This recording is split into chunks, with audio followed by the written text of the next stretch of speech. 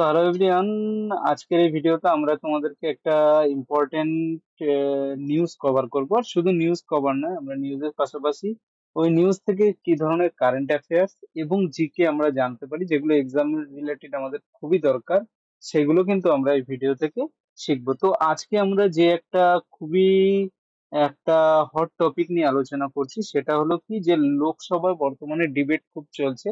কারণ আমরা জানি যে এই প্রথম 10 বছর পর কোনো অপোজিশনে, অর্থাৎ অপোজিশন হিসেবে কোনো পার্টি পার্লামেন্টে পৌঁছেছে, যেখানে এনডিএ প্লাস, বর্তমানে এনডিএ প্লাস হলো ইন্ডিয়া জোট যেটা রয়েছে, এই দুটো জোট যেটা রয়েছে এদের মধ্যে ডিবেট খুবই চলছে। আর বর্তমানে নানান রকম কেস, দেখো বাজেট প্রত্যেকেই জানেন, এই হয়তো প্রথমবার কোনো বাজেট যেখানে আমরা বেশিরভাগ থেকেই নেগেটিভ কমেন্ট পাচ্ছি যে দেশের অধিকাংশ মানুষই এই বাজেট নিয়ে খুশি নয়। এটা কিন্তু তোমরা দেখেছো, কারণ বাজেটে মধ্যবিত্ত এবং যারা নিম্নবিত্ত এসব মানুষের জন্য কোনো কিছুই বাজেটে ইমপ্রুভমেন্ট করা হয়নি, উল্টো আরো ট্যাক্স বসানো হয়েছে।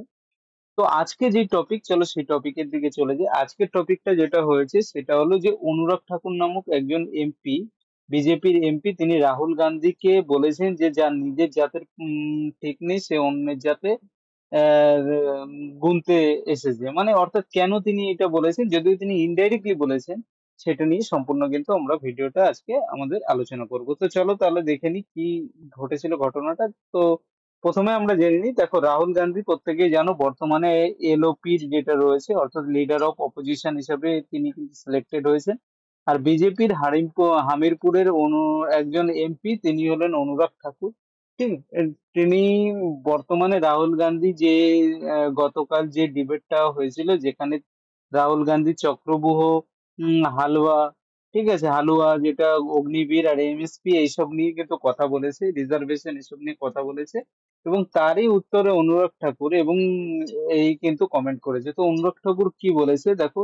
অনুরাগ ঠাকুরের যে কমেন্ট গুলো, তিনি রাহুল গান্ধীকে অ্যাটাক করেছেন এবং পার্লামেন্টে এবং সঙ্গে সঙ্গে লোকসভায় তিনি বলেছেন যে যে ফার্স্ট প্রাইম মিনিস্টার যে ছিলেন তিনি কিন্তু এই মানে যে রিজার্ভেশনকে অপোজ করেছিলেন।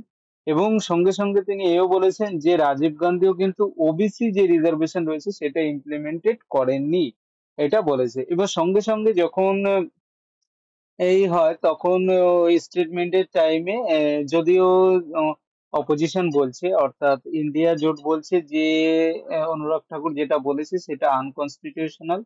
কারণ আহ, সেখানে কি হয়েছে, সেখানে দেখো যে অনুরাগ ঠাকুর যখন বলছে তখন কংগ্রেসের অনেকেই কিন্তু অপোজ করেছে। কারণ কি, কারণ অনুরাগ ঠাকুর যে রয়েছে, অর্থাৎ বিজেপির যিনি এমপি, তিনি রাহুল গান্ধীকে এই জাত নিয়ে কিন্তু কথা বলেছে, যেটা পার্লামেন্টে যে কথাগুলো বলা, একদম জাত, কারো জাত জিজ্ঞেস করা কিন্তু একদম যেটা আইনের মধ্যে পড়ে না, অর্থাৎ যেটাগুলো যেগুলো কিন্তু লোকসভার মধ্যে পড়ে না। তো এখানে কি বলেছেন, বলছেন যে जिसको जात का पता नहीं वो गन्ने की बात करता है, ঠিক আছে, গিন্নে কি বাত করতে হয়, এ কে বলেছে, ঠাকুর। এই কি বলছে, ইনডাইরেক্টলি সে হলো কি রাহুল গান্ধীকে কিন্তু এই কথাটা বলেছে। কারণ কি, কারণ হলো রাহুল গান্ধী বর্তমানে কাস্ট সেন্সাস নিয়ে করেছে। কাস্ট সেন্সাস কি, কাস্ট সেন্সাস বা জাতি জনগণনা যেটা বলা হয় সেটা নিয়ে। তো কাস্ট সেন্সাস কেন গুরুত্বপূর্ণ আর কেই কাস্ট সেন্সাস, সেটা চলো প্রথমে আমরা দেখে নিই।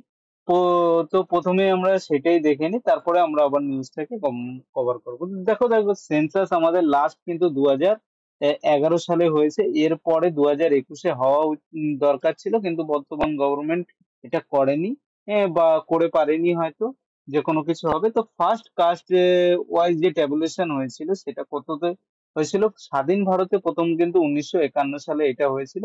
আর 2011 পর্যন্ত এই কটাই হয়েছিল, কিন্তু বর্তমান সরকার কোনো কাস্ট গণনা 2021-এ যেটা হওয়া উচিত সেটা করেননি। উম কিন্তু এই কাস্ট গণনা যেটা হয় সেটা কি হিসাবে হয়, শিডিউল কাস্ট, শিডিউল ট্রাইব, আর সঙ্গে সঙ্গে দলিত, আদিবাসী, আর তাছাড়াও রিলিজিয়ান, ল্যাঙ্গুয়েজ, আর সোসিও ইকোনমিক্যাল স্ট্যাটাস, এর উপরে কিন্তু যে কাস্ট সেন্সাস সেটা হয়ে থাকে। তো ফার্স্ট কাস্ট সেন্সাস কত হয়েছিল, প্রথম যেটা হয়েছিল সেটা মনে রাখবে, যে ফার্স্ট যেটা হয় সেটা হয়েছিল 1872 খ্রিস্টাব্দে, ইংরেজ আমলে আমাদের ফার্স্ট এটা হয়েছিল।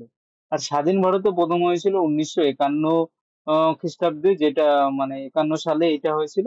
এবারে এইটা পরপর কিন্তু 1931 পর্যন্ত, 1872 থেকে 1931 পর্যন্ত হয়েছিল। মনে রাখবে 1941 সালে কোনো কাস্ট সেন্সাস যেটা হয়েছিল সেটাকে পাবলিশ করা হয়নি। কারণ কি, সে এই এই টাইমে যেটা হয়েছিল, দ্বিতীয় ওয়ার্ল্ড ওয়ার চলার জন্য ইংরেজরা কিন্তু, ব্রিটিশ সরকার এটাকে করেনি। কিন্তু 1931 সালে যে লাস্ট কাস্ট সেন্সাস হয়, সেই অনুযায়ী সেই অনুযায়ী ওবিসি শেয়ার ছিল 52%। কিন্তু বর্তমানে বলা হচ্ছে যে এর কি অনেক রকম ইমপ্রুভমেন্টের কারণে, জাস্টিস আর এম্পাওয়ারমেন্টের হয়েছে, যার কারণে কি বর্তমানে এই কাস্ট সেন্সাস দরকার। এটা কিন্তু যারা অপোজিশন পার্টি রয়েছে তারা বলেছে। তো দেখো কেন এটা ইম্পর্টেন্ট, বলা হচ্ছে যে ওবিসি যে পপুলেশনটা রয়েছে সেটা কিন্তু এখনো ডকুমেন্টেড নয়। সুতরাং এটা ডকুমেন্টেড করার জন্য ব্যাকওয়ার্ড ক্লাস কিন্তু আর্গু করেছিল গভর্নমেন্টকে, যে তারা ওবিসি যে পপুলেশন রয়েছে সেটাকে যাতে তারা এইটাকে হিসাব করতে পারে, সেটা ডকুমেন্টেড করবার জন্য। তো এর যে যেটা রয়েছে সেটা প্রথম কিন্তু বর্তমান নীতিশ কুমার, যিনি বর্তমানে এনডিএ এর সঙ্গে যুক্ত, এর আগে ইন্ডিয়া জোটের সঙ্গে ছিলেন তিনি। এবং বিহারে যে প্রাক্তন মুখ্যমন্ত্রী ছিলেন জিতন রাম মাঝি, তিনি কিন্তু এইটা নিয়ে প্রথম আওয়াজ তুলেছিলেন যে কাস্ট সেন্সাস হওয়া দরকার। এরপরও বিজেপির যে ন্যাশনাল সেক্রেটারি যে আছে পঙ্কজ মুন্ডে, তিনিও কিন্তু এই নিয়ে বলেছিলেন। এবং মহারাষ্ট্র অ্যাসেম্বলি যেটা রয়েছে, মহারাষ্ট্র অ্যাসেম্বলি একটা রেজলিউশন পাসও করেছিল জানুয়ারি 8-এ, যে 2021 সালে, যে কাস্ট বেস সেন্সাস করতে হবে এই নিয়ে। এবং সেন্টারকে তারা সেন্টারকে আর্জি করেছিল, ঠিক আছে। তো এইটা, এই যে সেন্সাস রয়েছে, দেখো 2010 সালে কিন্তু একটা আমাদের সেন্সাস হয়েছিল। সেই সেন্সাস অনুযায়ী প্রথমে যখন ইউপিএ গভর্নমেন্ট যেটা রয়েছে, অর্থাৎ এখন যে এটা রাহুল গান্ধী, যারা কংগ্রেস যে গভর্নমেন্টটা ছিল, তারা প্রথমে এটা করেছিল। এবং সঙ্গে সঙ্গে এটা পার্সিয়ালি হয়েছিল। কারণ কি, এই যে যেটা রয়েছে সেটা সম্পূর্ণ কমপ্লিট হয়নি। এবং কিন্তু সেপারেট যে আমাদের যেটা এসসিসিসি যেটা বলা হয়, সোসিও ইকোনমিক কাস্ট সেন্সাস যেটা রয়েছে, সেটা ওই সেম বছরই করা হয়। কিন্তু এরপরে গভর্নমেন্ট চেঞ্জ যখন হয়, এটা প্রকাশ করা হয়নি, অর্থাৎ লিস্টটা তখন বিজেপি গভর্নমেন্টের হাতে কিন্তু এটা দিয়ে দেওয়া হয়। কিন্তু বিজেপি গভর্নমেন্ট এটাকে কখনো পাবলিক করেনি এটা নিয়ে। কিন্তু এটা কিন্তু উম, মানে ডাটা হিসাবে রয়েছে। দেখো প্রত্যেকে একটা বলি ফ্রেন্ডস, আমরা যখন তোমাদেরকে কোনো ক্লাস করাচ্ছি, আমরা আনবায়াস হয়ে, আমাদের কাজ শুধুমাত্র কি তোমাদেরকে নিউজ গুলো কভার করানো, কি ঘটেছে, কিভাবে ঘটেছে, আর এখান থেকে যে ধরনের কারেন্ট অ্যাফেয়ার জিকে আসতে পারে সেগুলো আলোচনা করা। তো আমাদের কোনো লক্ষ্য নেই কোনো পার্টিকে সাপোর্ট করা বা অপোজ করা, আমাদের কোনো লক্ষ্য নেই। তো দেখো কি বলেছে ফর্মার ইউনিয়ন মিনিস্টার যে রয়েছে ঠাকুর, অর্থাৎ অনুরাগ ঠাকুর, যে সে কি করেছিল, অগ্নিপথ স্কিমকে যখন ডিফেন্ড করেছিল, তখন ডিফেন্ড করা অগ্নিপথ স্কিম কে ডিফেন্ড করে, ঠিক ডিফেন্ড করে। এবং তিনি বলেন তার যেহেতু হিমাচল প্রদেশে তিনি বাসিন্দা, সেখানে মিলিটারি লেজেসি যেটা, সেটাকে হাইলাইট করেছেন। তখন কি বলেছে, সে বলেছে যে উম এই হিমাচল প্রদেশেই কিন্তু প্রথম ফার্স্ট পরমবীর চক্র অ্যাওয়ার্ডটা দেওয়া হয়েছিল হিমাচল প্রদেশের অ্যাওয়ার্ডে, যে সোমনাথ শর্মা ছিলেন, একজন কার্গিল ওয়ারের শহীদ, ঠিক আছে, যুদ্ধের সময় তাকে দেওয়া হয়েছিল। এবং সঙ্গে সঙ্গে তিনি এটাও বলেছেন যে ওয়ান র্যাঙ্ক ওয়ান পেনশন যেটা রয়েছে, সেটা কিন্তু নরেন্দ্র মোদী গভর্নমেন্ট এটাই করেছে, এটাকে কিন্তু ফুলফিল করেছে। যেটা চাহিদা ছিল, ঠিক আছে, একটা অনেকদিন ধরে একটা চাহিদা ছিল যে ওয়ান র্যাঙ্ক ওয়ান পেনশন এটা চালু করতে হবে। সঙ্গে সঙ্গে তিনি এটাও বলেছেন যে অগ্নিবীর স্কিম যেটা রয়েছে সেটা 100% এমপ্লয়মেন্ট গ্যারান্টি দেয়। যদিও এই কথাটা কতটা সত্যি, আহ, সেটা তো নিউজ নিয়ে নানা রকম বিতর্ক রয়েছে। কারণ কি, কারণ এই যে অগ্নিপথ যে স্কিমটা রয়েছে, এই অগ্নিবীরদের 4 বছরের টার্মের কিন্তু তাদেরকে একটা ট্রেনিং বেস বা ইন্টার্নশিপ টাইপের, কারণ সেখান থেকে প্রত্যেকে কিন্তু সিলেক্টেড হয়ে তারা আর্মিতে সিলেক্ট হবে না। কারণ ওই 4 বছরের একটা টেনিওর যেটা রয়েছে, সেই টাইমে মধ্যে কিছু পার্সেন্ট এই থাকবে, আর বাকিদেরকে কিন্তু তাদেরকে ওখান থেকে ছাড়িয়ে দেওয়া হবে এবং তাদেরকে নর্মাল জীবনে একটা কিছু পরিমাণ টাকা দিয়ে দেওয়া হবে। এটা তো প্রত্যেকে জানো, অগ্নিপথের যেটা স্কিম রয়েছে।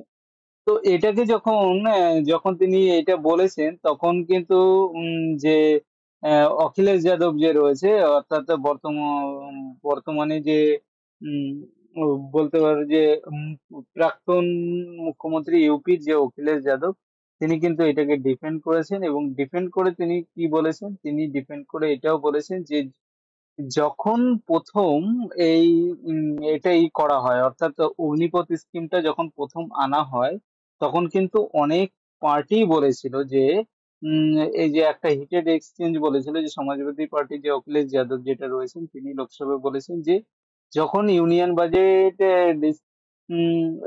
হয়, সেই সময় তিনি এটা নিয়ে বলেছিলেন যে বর্তমান গভর্নমেন্ট যে রয়েছে তারা অর্কেস্ট্রেটিং করছে, অর্থাৎ তারা প্রচার করে বেড়াচ্ছে যে যারা মেজর অনেক ইন্ডাস্ট্রিয়ালিস্ট রয়েছে, যারা অগ্নিপথ স্কিমকে প্রমোট করেছে, এই বলে যে যখনই এইটা হয়ে যাবে, অর্থাৎ এখান থেকে কিছু পরিমাণ লোককে কিন্তু চাকরি তারা দেবে, এই বলে কিন্তু করেছে, এটা বলা হয়। তো ফ্রেন্ডস, সঙ্গে সঙ্গে অখিলেশ যাদব কিন্তু এটাও বলেছে যে অগ্নিবীর স্কিম কিন্তু 100% যদি এটা দিয়ে থাকে, ঠিক আছে, যদি দিয়ে থাকে তাহলে সরকারকে কেন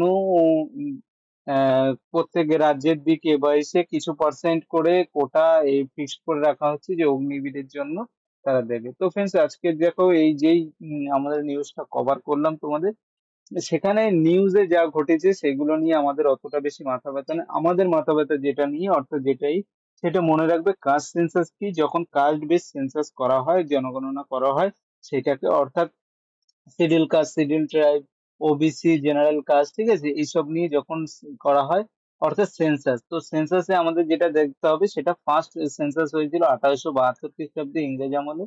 এরপর কি হয়, 1881 খ্রিস্টাব্দে থেকে শুরু হয়েছিল 1931 পর্যন্ত, এবং 1941 খ্রিস্টাব্দে যে সেন্সাসটা হয় সেটা প্রকাশ করা হয়নি, কারণ কি সেই বছর কি ওয়ার্ল্ড ওয়ার 2 যেটা রয়েছে আমাদের, ওয়ার্ল্ড ওয়ার 2, এই কারণে কিন্তু এটাকে প্রকাশ করা হয়নি।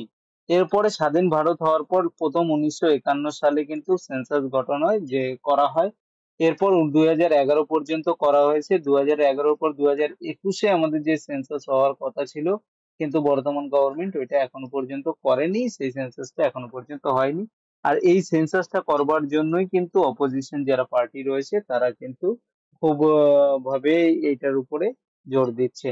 তো দেখো, আমাদের কোনো পলিটিক্যাল, আমাদের কোনো ভিউ নেই, কিন্তু তোমাদের যদি কোনো পলিটিক্যাল ভিউ থাকে তোমরা কমেন্টে জানাতে পারো। আর সঙ্গে সঙ্গে এই যে কারেন্ট অ্যাফেয়ার যেগুলো রয়েছে প্লাস জিকে যেগুলো রয়েছে, সেগুলোর ক্ষেত্রে কিন্তু অবশ্যই নজর দেবে। তো আজকের ভিডিওতে কিন্তু আমরা যেটুকু শিখতে পেলাম, নিউজ জানলাম, সঙ্গে আমরা জিকের এইটুকু জেনে নিলাম, যেটা এক্সামের রিলেটেড খুবই গুরুত্বপূর্ণ। Thank you friends.